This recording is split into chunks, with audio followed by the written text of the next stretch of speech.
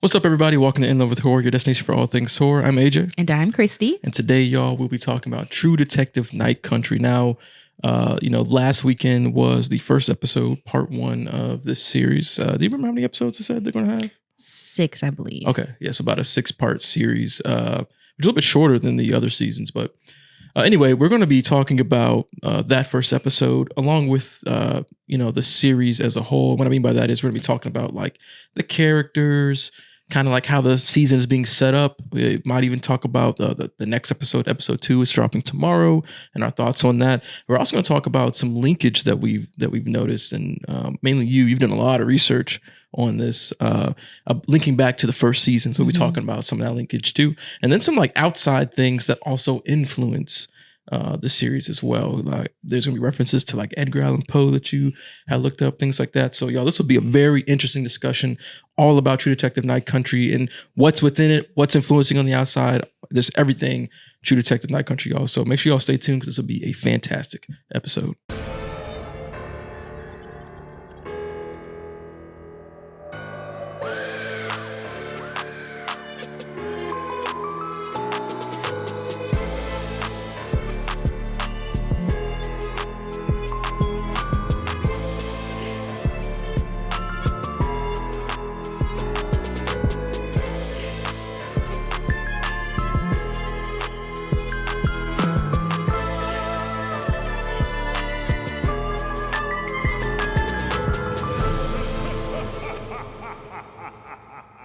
Now, before we jump into the details of this particular podcast episode, we wanted to start with a kickoff question. So the creator of True Detective Night Country had mentioned that she was inspired by a story of, or I guess a mysterious disappearance of the crew of a ship. Like they just like up and vanished. And that influenced a lot of the things within the Night Country series. And so we want to start with a kickoff question of, is there, anything like a real life mystery that haunts us, and then for our viewers that might still haunt you? So start with you, babe. Like, what's a real life mystery that still, might keep you up sometimes, or like you think about now and again? What's your mystery? Okay, so for me, it would be the story of Elisa Lam, who went missing at the Cecil Hotel. Yeah. And they later like recovered her body in one of those the water tower things. Yep. Yeah. But yeah, that's a very like creepy thing. Like I can't watch the videos, but like in the videos, and I mentioned it to you, you said you don't remember them, but in the video, she was like in this elevator and she was like moving very weirdly. And there was moments where she was like picking her head out into the elevator where it seemed like there was like maybe someone out in the hall, and people thought that maybe she's playing the elevator game or something. She saw something or whatever. But the footage from that is what really creeps me out. And then also like what happened to her. Like no one seems to know what happened to her, like how she ended up in the water tower. So yeah, that's like a super creepy story that still like messes with me in the back of my head sometimes. Right. Yeah. No, that was a very creepy one. It was 100% was creepy. Especially. Still unsolved. I know Netflix did a documentary on that. I don't think either one of us actually watched that. But I don't think there's ever been an actual good conclusion or closure to that particular case. So yeah, I can see why that would be a mystery that haunts you. For me, it's all about aliens. And so it's not one particular mystery with the aliens, but I'm bringing it up because, lately there's actually been a lot of like discussions about like UAPs and UFOs and stuff like that. Like there's actually been like congressional hearings and stuff like that in regards to super wild UFOs. And, all these people have come out, talking about like, like legitimate people, like ex Air Force people or current Air Force intelligence people, politicians who have come out and actually have spoken like, they can't tell everything, but like, hey, like, there's actually some like programs, some private companies out there who've got, technologies, and there's just a lot of things that the public is unaware about, and it's happening all around the world. So that right there is a mystery that kind of haunts me. Yeah. More so because of the unknown. Like I'm one of those people that wants to believe, right? Like yes, we know that there's aliens, there's UFOs. I really do believe that there are. Right. And now that we've just gotten so much more legitimate information about it, You know what I'm saying? I feel like we're right at the cusp of getting like, maybe not a full reveal, but getting pretty close now that like people are actually out there like talking about it and discussing it. And there's like a lot of like podcasts about it now. Yeah. And I'll be in the car listening to that shit. You know what I'm saying? Like, it's very interesting right now. So that's a mystery for me and honestly, like I would love to see, you know, more series or movies or whatever based on, you know, this current like mystery, like, and the unraveling of the mystery, like with UFOs and like what it means to society. Like I want to see more content like that. I'm actually going back and watching American Horror Story right now. And I'm in the double feature season. And you know, there was a while where I kind of stepped away from American Horror Story, not because I didn't like it. There's just so much shit to watch that sometimes you lose track of stuff. Mm-hmm. But I'm watching double feature right now, and the second half of that season is about aliens. And I was like, oh shit, I didn't even know that. I know you like, enjoying that. Oh man, I was hyped. So I've been watching that. But it's all about aliens for me, man. Like I love, you know, alien movies and, you know, content and all these news stories. So the current mystery of that is super intriguing. And, you know, that's the one I guess that haunts me. Gotcha. Yeah, but for our viewers and listeners, what is a real life mystery that haunts you? Let us know down in the comments. So if you're listening on Spotify, you can go over there and answer the question on the Spotify platform as well. But what's a real life mystery that's still haunting you? Now let's talk about True Detective Night Country, starting off with like the details of this series. So of course it's directed by Issa Lopez, who's one of the she's also like the writer of this season, correct? Mm-hmm. Of course, the True Detective as a whole was always created by what's the dude's name? Nick Pizzolatto, or something like that. She's actually attributed as creator of this whole thing because it's called Night Country. Like she changed the name to True Detective Night Country, so she's labeled as creator and writer and director. Okay, but yes, the whole like True Detective label itself, yes. Yep. Pizzolatto's. I think I'm saying that right. It's his baby.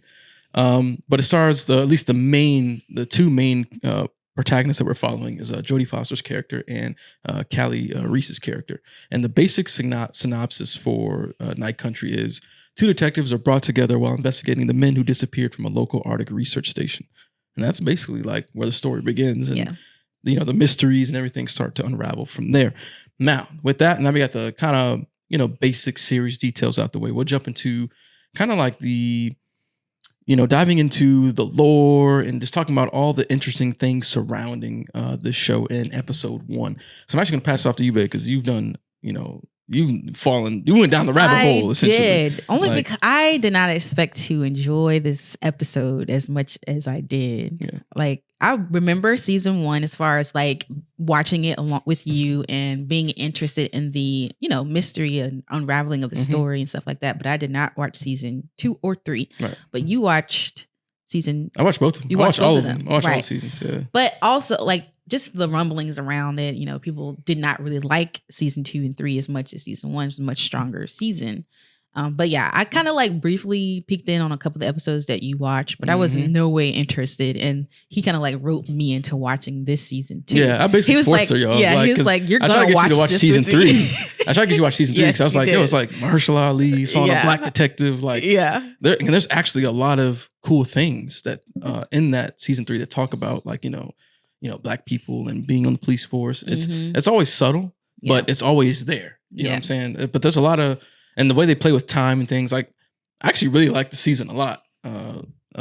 Even season 2 I thought was good. Obviously season 1 is really strong, but I'm not in the camp of 2 and especially 3 being way lesser. Like season 3 was I assume really that strong. Now that I know that what season 3 is about, now I kind of understand why people probably said that.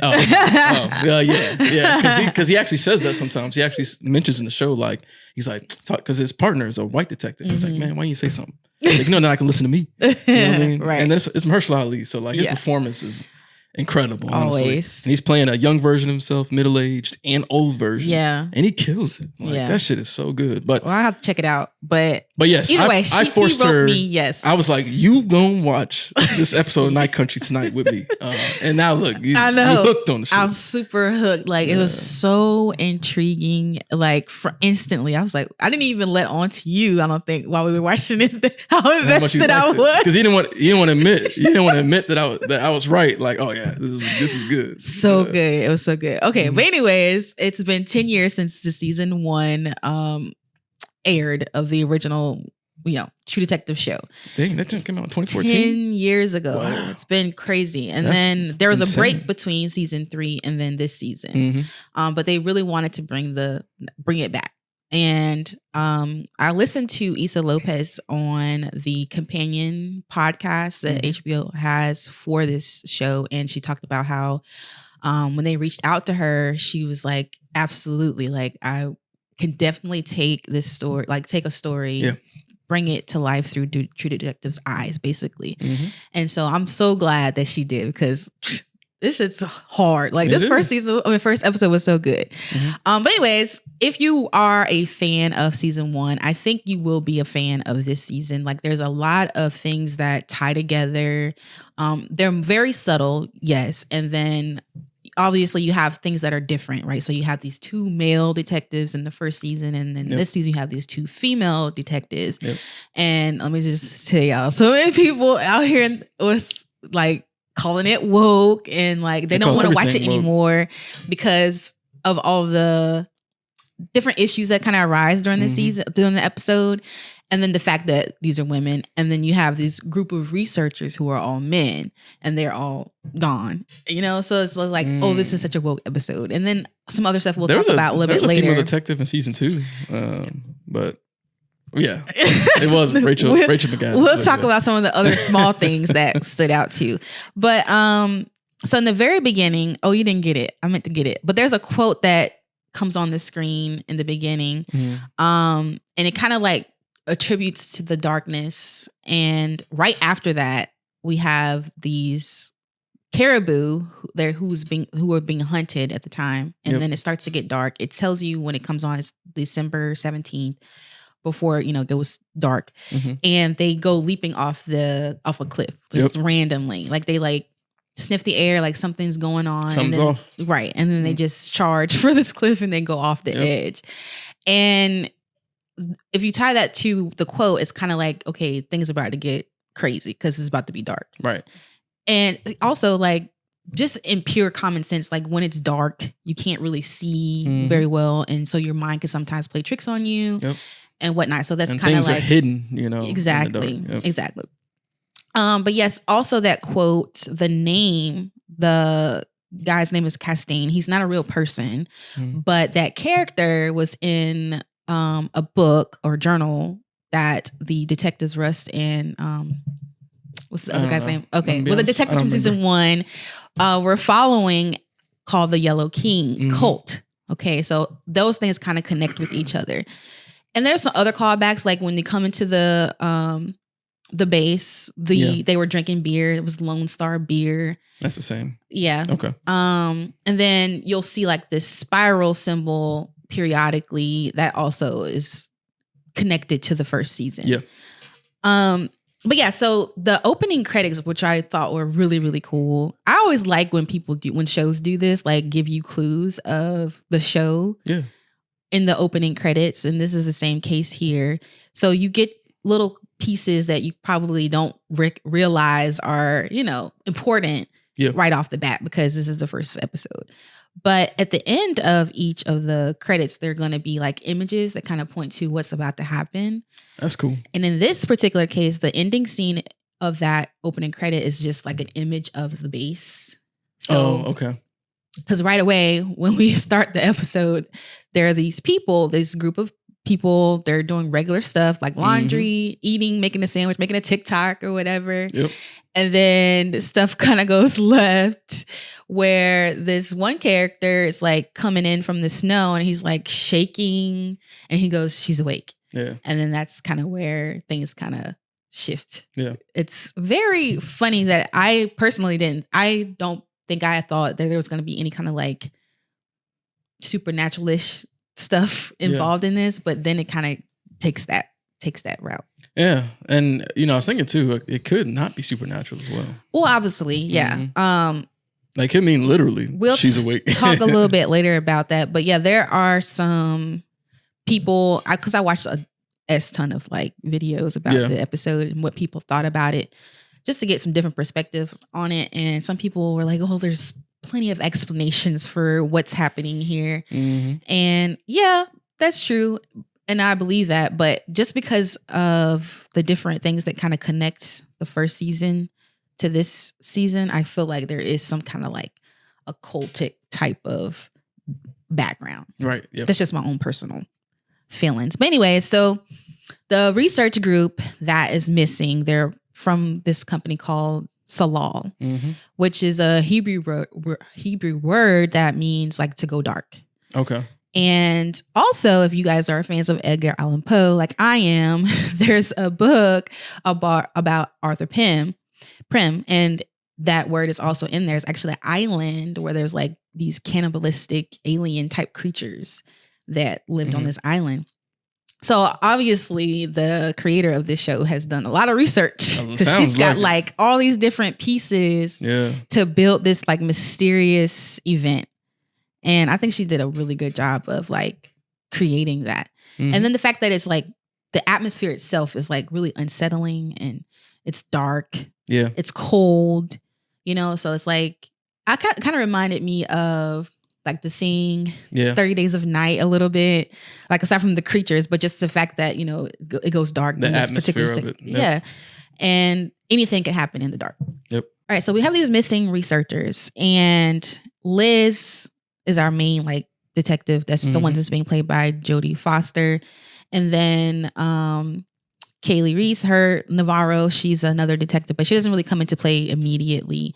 So Liz comes in and she realizes that it's been days since these researchers have gone missing. It does tell us the date on the screen. It does say December 20th, so we know it's been like 3 days. Yeah. When she investigates the area, you can kind of tell like she's very thoughtful, but it's like internal. Like you don't really catch what she sees immediately, but she's taking everything in. Yeah. And then we kind of meet these other characters as well. So it's Liz and then her, like, I guess her second in command would be Hank. And then his son, who's kind of like a deputy, I guess, Peter. So they're all, you can kind of get a sense of their personalities, their demeanors, and maybe even a little insight into their background too. Yep. Yeah. There's a lot just in that scene in the facility. Yes. Like you could tell that like maybe Hank is like a slacker a little bit. A slacker, like he got other places he'd rather be right now. Yeah, because I think she even tells what's his name, Peter, like, oh well, hey, can you do this for me? Because your dad's not gonna He's not gonna do it. Dad was like, oh no, I got it. Like, so you kind of there's a lot of small details within these simple conversations and stuff like that. Exactly. And then while they're there kind of like investigating, there's a tongue that was found on the floor.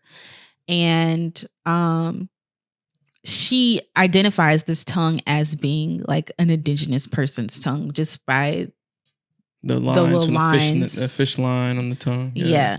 And so later on, we kind of figure out that it might possibly belong to a victim named Annie Kotalk who went missing. Her body she didn't go missing, but she got murdered like 6 years prior to the events that are happening right now. Yeah. And she was found without her tongue. So that's why they assume that it's probably hers. Yep. But yeah, so that's like the setup. Yeah, that's all like the setup to all that. And that's how we also kind of meet Kaylee's character, Evangeline Navarro, because she worked on Annie's case and she's like super gung-ho. She really wants to solve it because she never was able to. And she's not even a detective anymore. Now she's like a state trooper type thing. Yep. And does like, random calls throughout the day. So she kind of shows up and she's like asking Liz, like, is this her tongue type of thing? And they have like some resistance too. So like there's some kind of like issues between the two of them. Yeah. But so those are our main characters. We have Liz, Navarro, Hank, Peter, and then obviously Annie, even though she's no longer alive, but the basic story is she's still got a story to tell. Exactly. Yep. Also, what's her name? Evangeline. She is like, I don't know. What did you think about her character? I feel like she was just like, I don't know, overpowering. Like she was just really like, she's a very like angry. Yeah, she's a very like she's going through the motions. 2, she's very like angry. Yeah, she's she is very going through the motions. Yeah. abrasive and dominant and aggressive, Mhm. and it's because of the different things that have happened in her life. You Yeah. know, the different losses that she's experienced, probably the different, you know, prejudice and racism that she's experienced, Mhm. being removed as a detective. So she's very much kind of like has this vibe of like being mad at everything, and just having this very like, you know, dominant type of personality, so to Mhm. speak. But obviously you can tell by how desperately she wants to close that case that she also has like deep in there like a softer exterior for people who you know have been dealt an injustice, and you know what I'm saying. So she's very much about she is yeah, like when it opens up, she's like coming answering a call where this dude like hit his girlfriend at work. mm-hmm. And she basically kicks his ass because of how he acted. And then later on, she runs across him out and about, and she pours like beer into his gas tank. So yeah, she's definitely all about like protecting women. She has a sister who has like mental health issues. And I feel like as though her mother probably also had mental health issues because her sister said something like, I don't want to be like mom. So she's definitely all about like that protector type of role. Yeah, protect people who can't really protect themselves. Exactly. Yeah, she's trying to like shield them from their circumstances or their abusers or, you know, whatever it is that's like oppressing them. She's trying to be, you know, that person to, you know, shield, you know, people who have been in a similar position to obviously her. I'm sure we'll get more backstory about her. Oh yeah, for sure. I'm sure she seems like she's dealt with a lot of things in her life. For sure. Yep. Yeah. And also Liz as well, which I think is what they're more alike than they are different, but they don't they're both realize very that. like abrasive, aggressive type of people. They are. They match in that capacity. They do. Even the different like insults that they give each other. They shoot at each other all the time. You know what I'm saying? So yeah, they definitely are very similar. And she also seems to have like a traumatic backstory as well. Like we don't get full disclosure, but we have little bitty pieces that kind of point to like something traumatic happened where maybe she lost like her husband or her child's father, as also her child. She has like this girl who she's looking after. Yep. We're clear that that's not her daughter, but we don't know exactly how that relationship formed. But if I had to assume and guess off what we've been given, I'm going to assume that this is like her significant other's child, and he passed away, and along with she felt responsible. Right, exactly. So now she's looking after her, and she's also had a child because she has like this stuffed animal toy, like the polar bear. And then there's a moment where she hears that she's awake, and you see like a baby, like a little kid's hand touching her shoulder in the night. So she also has like traumatic backstory as well. So like I said, they're very much more alike than they attribute to themselves to be. But yeah, so then Hank, his ass is hiding something. Oh, for sure. He's got all those case files locked up in his house. Then Annie's in particular wasn't just out. It was in that cabinet. It was like hidden away. So he knows something, or either he was involved or he helped, you know, hide cover something up. Yep. Yeah. Or maybe it's for somebody he knew. Vibe. It could have been somebody he knew personally, like where he's like, oh shoot, like I'm gonna help. Right. And we kind of get a little bit of insight into these people within this town, right? They're all got to be connected in some kind of way. Like, for example, Liz arrested this woman who's Stacy because she was driving drunk, and she was hysterical. I thought she was funny though. Right, yeah. But when she arrested her, she was like, "Oh, they're effing," you know what I'm saying? Like this Hank and her had some kind of sexual relationship. That's right. Yeah, because she did say like, yeah, that's right. Yeah, so I imagine like you were saying, like whomever might have done something to this girl, he probably did know them. Yeah, you know, this is a small town. Yep. These people all have relationships with each other in some kind of way.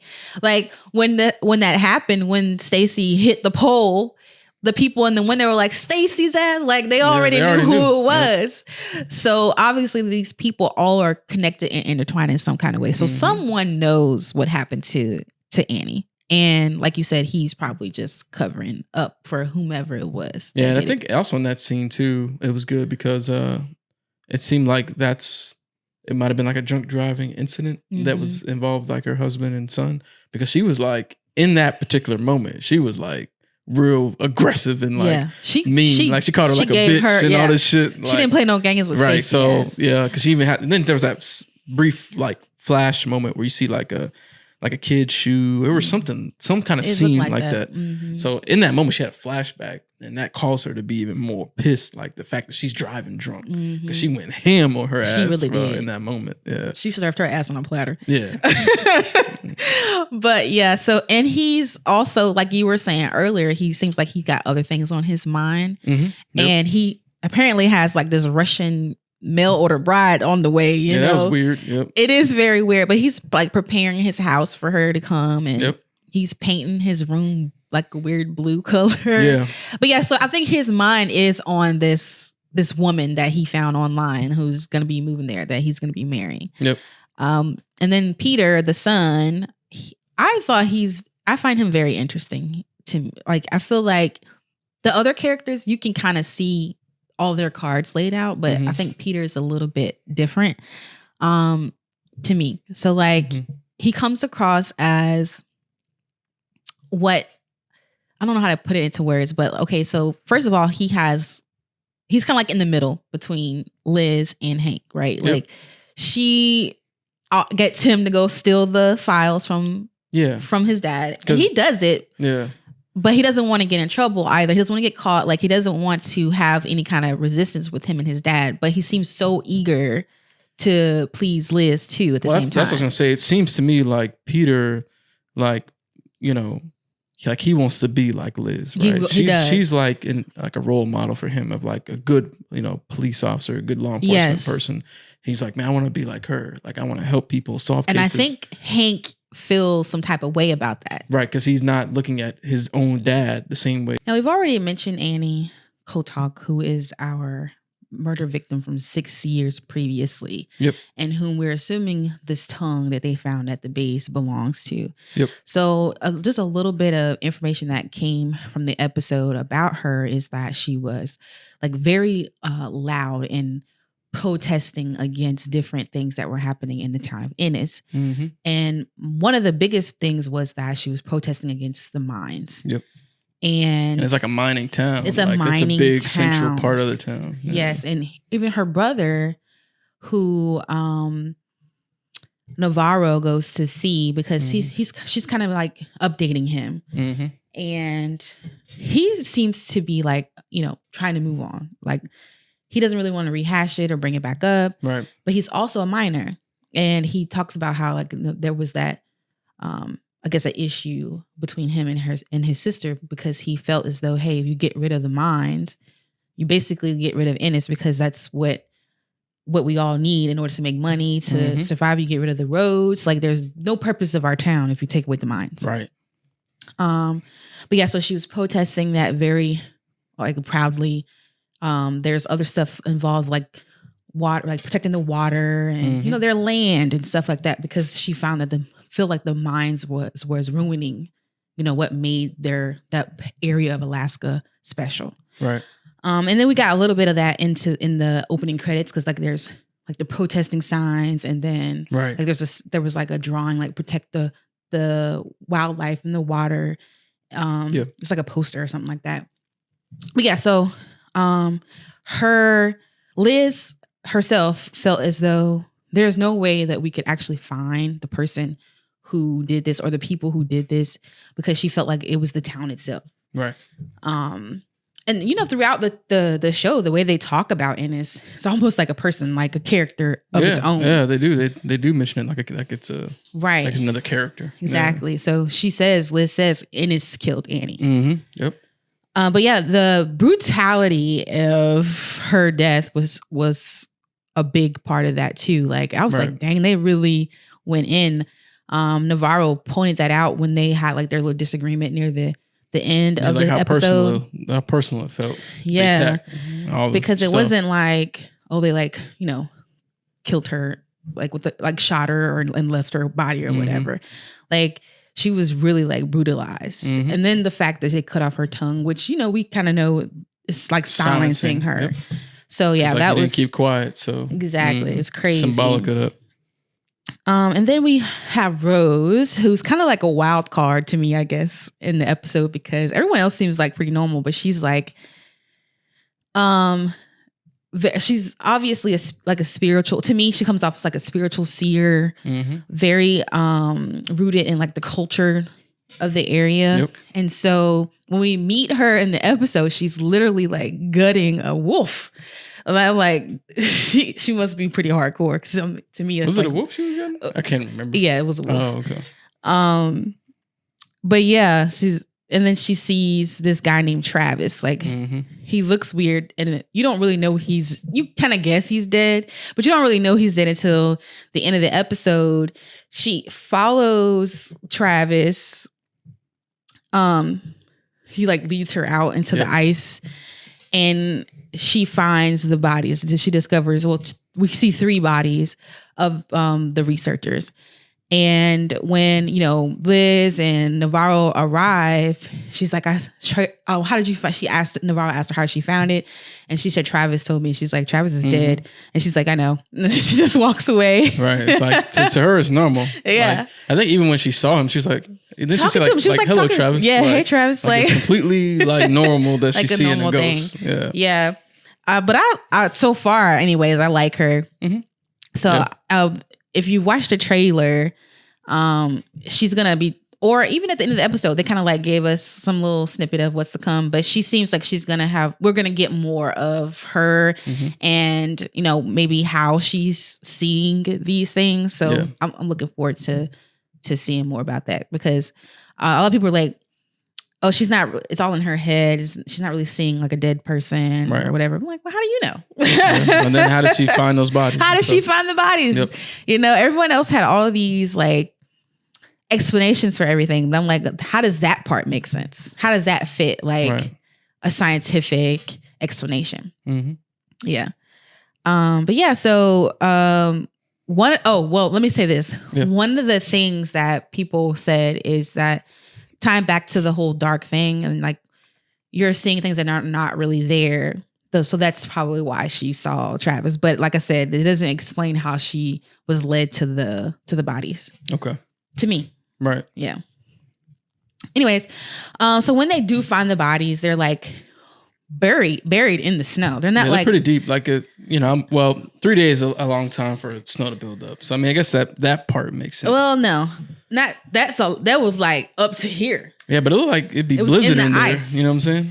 Yeah. It was in ice. Yeah. I thought it was just covered in snow. I didn't know it was like beneath the ice. Oh no, it's beneath the ice. Oh, okay. Yeah. Okay. And I think someone did one of those where they like freeze everything in the frame. The breakdown videos. Yeah. And then there's like a chainsaw that's like a little bit off ways, and it's like barely in the ice. It's like this much of the chainsaw in the ice relative to their their bodies. So it's like near where they are, but it's only this little bit that's in the ice. So they're trying to say, they had to be pretty deep in there. But also, interesting. If you look at at the end of the episode where they show you what's to come, and you kind of see a little bit of the bodies, it looks like a chunk of ice that they are frozen into. Right. Okay. Yeah. Gotcha. I thought they were just frozen together because they were just out in the snow. Like, right. I don't know. They maybe got buried within the ice. Like they actually took a chainsaw, cut out a section of the ice and put them in there, or I don't know. That's what it sounds like. If you got a chainsaw, I guess that could be. Yeah. Yeah. So I don't know. I guess we'll hopefully find out some more information of at least how they might have ended up inside of the ice. Right. Now, I did want to point out that, back in the opening scenes, like if you look in the opening sequence, like the opening credits, like they do focus a lot of stuff under the ice. Okay. And then also the drowning. I'm not really sure how that comes into play, but that could also be something that comes up later, like in the opening credits, like someone's in like a police uniform and they're like drowning, or they seem like to be being drowning, lost in water, like lost in that. water, Okay. right? Yeah. So I guess we'll see. It's a lot of different moving pieces. Yeah. Right now, we got little crumbs, so we can only really guess at this point. But with hopefully with episode 2, we'll get a little bit more and be able to like. That's why I think these types of shows are cool. They are. You're getting little bits and pieces every time. Every time you're building out the puzzle, like as it goes along, and you're learning as the characters are learning. It's just a fun, like really engaging watching experience. Yeah, and then everyone has their different conversations. Like a lot of the different things that I would have had learned just watching different various videos, and also reading comments on different videos of people having totally different perspectives of the people who were in the videos too. Like it's really good conversations that grow out of that, just theorizing thing. I think that's very interesting too. But yeah, so what are your theories for what could have happened to the researchers, or maybe how the researchers' disappearance ties in with Annie's death? Or I don't really have any concrete stuff. Like, obviously I feel like there's some sort of, it can't be Annie herself, right? Because I think this show is like teasing supernatural stuff. Absolutely. But I don't think it's actually supernatural stuff. So I think that like, someone is getting like vengeance for Annie. So they're taking out anyone who's connected to it and, playing it into this cool supernatural spiritual aspect and making it, obviously I think some people really are connected, right? Like Rose, I think is really seeing like Travis for real.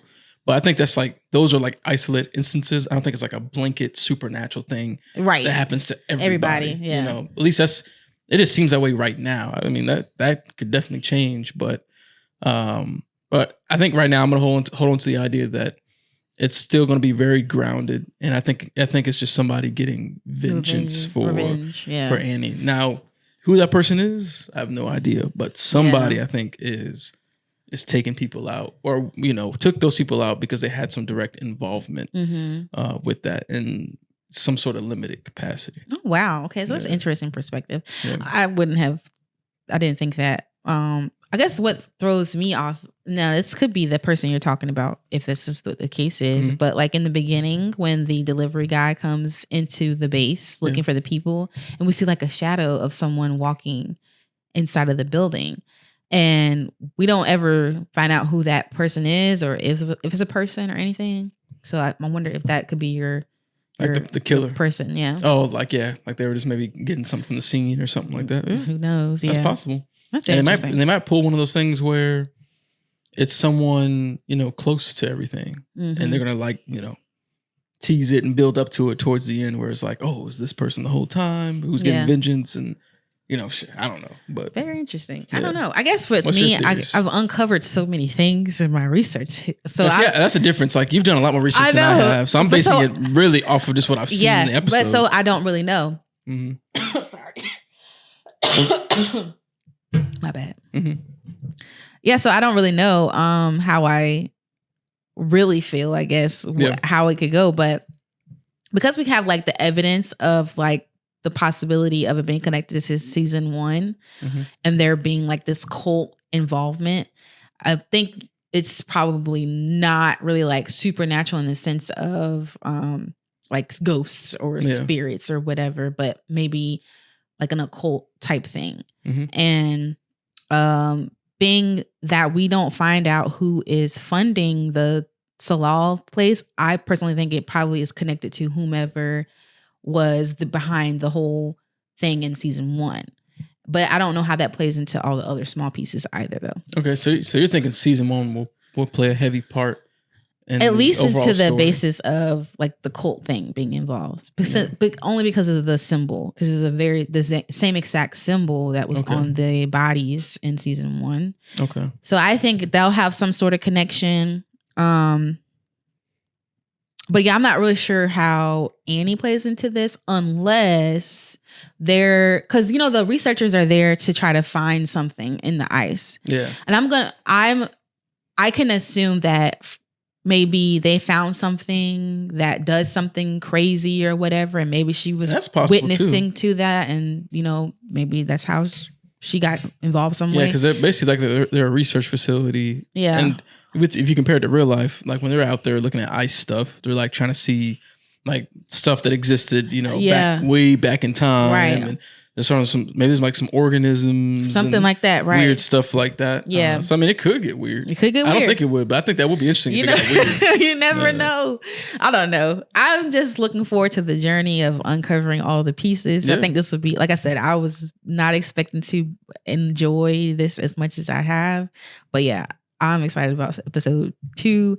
And I did, like I said, listen to the podcast and even a couple interviews of Jody and Kaylee together, and they're all talking about episode 6, which is the last episode. So I'm super like they're hyping up, like super hyping 6. it up. Like it's man. like that's their favorite episode ever. So I'm assuming because we get all the details of what's actually happening. Everything reveals itself. So because once the reveal happens, that's when you're like, whoa, right? Like, this shit is crazy. But yeah, I'm excited about that. But anyways, just to close out the conversation, I do want to reference like the real life aspects of the show, which is like these stories are based off real stories, like in missing Indigenous women. That's a very big problem even here, but also in places small and remote like Ennis, and they don't get their stories told. Yeah, and that's very true. Like they deal with a lot of the same kind of things we saw witnessed in episode 1, like alcoholism, people struggling because of being in remote places and not having like access to the things they need to have access to. So I thought that her incorporating all of these things into the show is really good. Even using actors who are indigenous to these areas in the show as well. That's cool. Yeah. I think it's always cool if you're going to actually be playing, people of like specific cultures and stuff like that. I think it's always dope when you can actually go and pull people who are actually of that culture to represent, themselves, and then actually, have the opportunity to take on a role where they can really relate to and identify with and tell their story, even if it's in the background or a supporting character or something. That's super dope. Yeah, for sure. But yeah, let me know. I said how I was feeling about the next, like the uncovering of the season. Like, what did her? I've liked all seasons of True Detective. I didn't dislike any of them. I liked all of them. I thought they were all gripping and engaging, creative stories. Especially, of course, season 1. But then I really like season 3 a lot. Like because of the creative way that they. Now some people might not like the time jumping stuff, but I liked it. Like I liked seeing the different. They did time jumping in season 1. It wasn't. I don't know if it was exactly. No, like it wasn't. It wasn't to this degree. Yeah. Though. Okay. Yeah, it wasn't to like. You're looking at 3 different periods of time. Yeah. And they're like jumping back and forth in every episode. Okay, gotcha. Right. So like he'd be telling a story like in his old self, and then it cuts back to the 80 time frame, and then it jumps to the 90 time frame. But you're like learning different stuff all at the same time. And they were able to do it in a way where like everything still made sense and everything still flowed good, even though you're looking at different aspects of the case from different time frames, because the case reopened at different points, and even in his old age, it was still never fully solved. So you're seeing him deal with that, and then it still deals with like relationship stuff and social commentaries, and like it was dope. So for me, if the season is as good as the previous seasons, if Night Country is as good as the other seasons, then I'm all on board, because I like the way they've been telling these true crime stories and unraveling the mystery as the series goes on. And also I just think that HBO like has like the best drama series out of any networks at all, out of all the networks. So like I think naturally, like whenever there's an HBO drama series, you're just kind of like, damn, like you already kind of know it's gonna be the caliber of stuff that they put out is very like prestige almost. Like there's never like a moment where you doubt like, okay, this is probably gonna be good. You're like, no, this shit gonna be good. Because they a lot of times use the same people, or they just, I don't really know how they manage like the talent of writers and performers and, production crews and stuff, but they always be on point over on HBO. So I'm looking forward to the rest of the season to see how things play out. I'm really curious to see how they're going to juggle the supernatural stuff versus the reality stuff, how weird and fantastical it might get. Like, I want to see what they do with that. And ultimately, like, I'm ready to start like getting the pieces of the puzzle. Because one thing I will say is that I've seen all the seasons, but I never, even with season 1, I never watched it like weekly. I always watched it like after the season was already fully done. Yeah. So I've never had the experience of like, damn, I gotta wait for the next week. Like Yeah. at least with True Detective, I never had that experience because I always watched it after the season completed. Yeah. So this would be new to like really be in the community Okay. and like everyone's I'm glad we get to thinking, do it everybody's thinking like together. everyone's trying to figure it out at the same time. And I think that the nature of how social media is with like communities and stuff like that, these type of shows are really good for the zeitgeist, so to speak. Like everybody's gonna be like trying to figure this shit out. Like you've already dove down the rabbit hole. People trying to piece it together. So I think all in all, it's almost like one of those like, you know, hunter killer games. It is. I was thinking like a about TV that. show Yeah. and like a game with the community. Yeah. Like it's all at the same time. Yeah. So if they crafted it in a really good way, it's gonna be fun and exciting. And I look forward to seeing this mystery unravel. I'm hyped for episode 2. Episode 1, I think, was a good start. And you know, as you go on, you don't only learn about like the mysteries, but you dive deeper into the characters and their relationships. And even like a lot of times, you know me, I don't really care about drama stuff all the time. But when it's told really good, you like even that aspects of things is very interesting. Yeah. But yeah, so I'm hyped for episode 2 and the rest of the season, 100%. All right. So yeah, y'all let us know, man. Like, what are y'all thinking about the True Detective Night Country so far? You can tell that we're both, you know, big fans of it, at least from the, you know, off the rip of the first episode. Let us know kind of what your theories are going into episode 2 and for the rest of the series. Do you think they'll get supernatural with it? Do you think they'll still ground it in reality?